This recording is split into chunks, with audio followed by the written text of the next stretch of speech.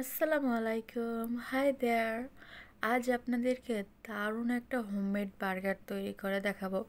এই বার্গারটা একবার যদি ট্রাই করেন তাহলে আপনারা বাইরের বার্গার তো ভুলেই যাবেন আর বারবার এটা বানিয়ে খেতে চাইবেন।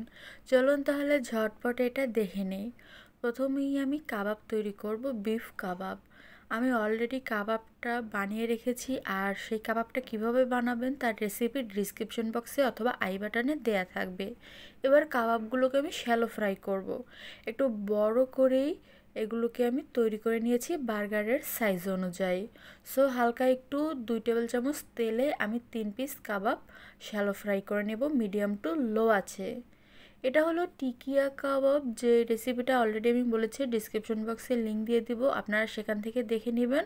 শুধু টিকিয়ার শেপটা ছোট হবে আর এই বার্গারের কাবাবের শেপটা আপনারা একটু বড় করে তৈরি করে নেবেন। এরপর এগুলো যখন আস্তে আস্তে ব্রাউন কালার হয়ে যাবে আর এগুলো অনেকটা একটু হার্ড হবে তখন এগুলো তুলে নিতে হবে।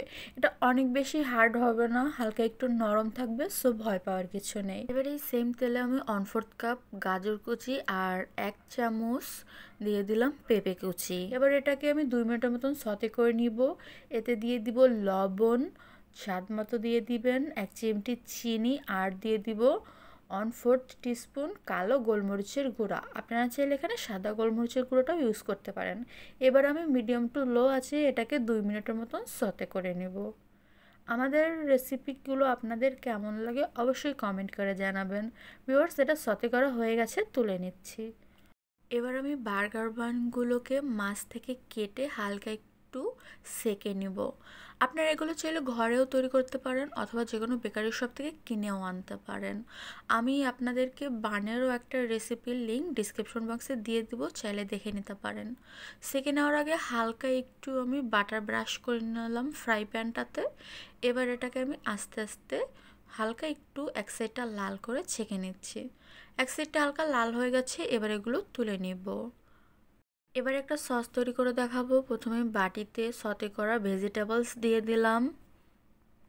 এবার এতে দিয়ে দেব নিজের ইচ্ছে মতো খানিকটা টমেটো সস, 1/2 টিস্পুন চিনি আর মেয়োনিজ। এক্সট্রা আমি কোনো সল্ট এখানে ইউজ করছি না, কারণ মেয়োনিজে অলরেডি অনেক সল্ট থাকে, যেহেতু এটা বাহিরের কেনা মেয়োনিজ, অথবা আপনারা চাইলে কিন্তু ঘরে তৈরি মেয়োনিজটাও দিতে পারেন। দেখুন এটা হয়ে গেছে। এবার আমি বানের স্লাইস দুটো নিলাম। প্রথমে ভেজিটেবল আর মিক্স করা সসটা অ্যাড করে নিলাম। এরপর দিয়ে দিচ্ছি কাবাব।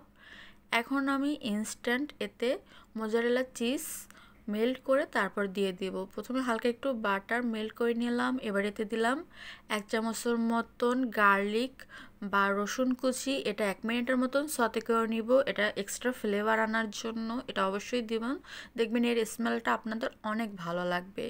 এবার আমি মোজারেলা চিজ দিয়ে দিচ্ছি। আমি স্লাইস করা মোজারেলা চিজ নিজের ইচ্ছে মতো দিয়ে দিলাম। চিজের পরিমাণ নেই, আপনারা নিজেদের ইচ্ছে মতো দিয়ে এটাকে একদম লো আঁচে মেল্ট করে নেবেন। এটা যাতে পুড়ে না যায় সেদিকে খেয়াল রাখবেন। এটা যখন একদম মেল্ট হয়ে যাবে এভাবে, তখন এটা তুলে নিতে হবে। এবার চুলাটা অফ করে গরম গরম আমি বার্গারের উপর এটা দিয়ে দেব। এবার কাবাবের উপর মেল্টেড চিজটা দিয়ে দেব। অন্য আমি তো একটা জিনিস ভুলেই গিয়েছি, আমি তো এই বার্গারে 2 স্লাইস টমেটো দেবো, সেটা দেয়া হয়নি। এর জন্য ওপর দিয়ে কাবাবের স্লাইসটা আস্তে আমি একটু সরিয়ে নিচ্ছি। এবার 2 স্লাইস এখানে টমেটো দিয়ে দিচ্ছি, তারপরে আবারও স্লাইসটা রেখে আমি এটা ঢেকে দিলাম। So yummy and tasty simple easy burger তো রেডি। এই বার্গারটা আপনারা অবশ্যই একবার হলেও ট্রাই করে দেখবেন, দেখবেন এর স্বাদ জীবনেও ভুলবেন না ইনশাল্লাহ। এভাবে 2টা কাবাবের স্টিক গেঁথে নিতে পারেন, তাহলে খাওয়ার সময় নড়ে যাবে না। বার্গারের উপরে হালকা একটু বাটার ব্রাশ করে দিয়েছি যাতে এরকম গ্লেজি হয়, দেখতে অনেক বেশি ইয়াম্মি লাগে। সো ভিউয়ার্স, বাসায় ঝটপট তৈরি করুন আর আমাদেরকে কমেন্ট করে জানাবেন। আজ আসি, আল্লাহ হাফেজ।